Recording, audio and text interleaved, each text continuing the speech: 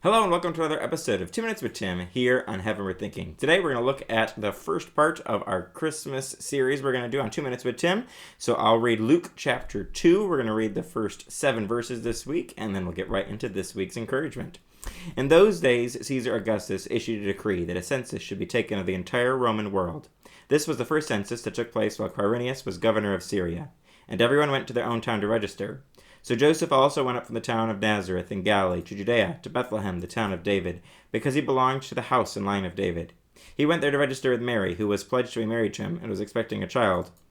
While they were there, the time came for the baby to be born, and she gave birth to her firstborn, a son. She wrapped him in cloths and placed him in a manger, because there was no guest room available for them.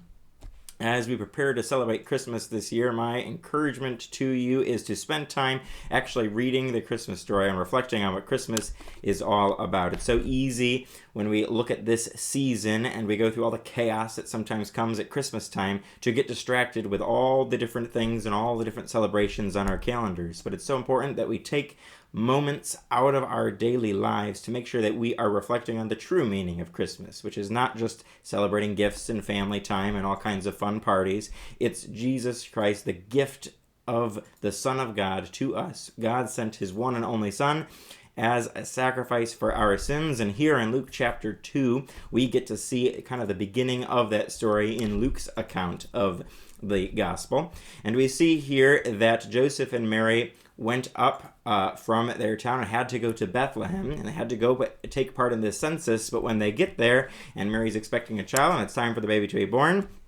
there's no room for them in the inn. There's no room for Jesus, which is always a shocking thing when we think about at Christmas time that people didn't have room for Jesus. And yet, how many times in our own lives are we probably just as guilty as these people here, whether we don't actually have room for Jesus in our lives, or we're not making time for him, we're not spending time honoring him in the very season that is supposed to be all about him. And so my encouragement for you is to truly make room for Jesus this Christmas season. Make room for him in your heart, make room for him in the time that you spend daily. Make sure that he is the center of your Christmas season this year. That's my encouragement for you, and I hope you'll join us next time for another episode of 2 Minutes with Tim here on Heavenward Thinking.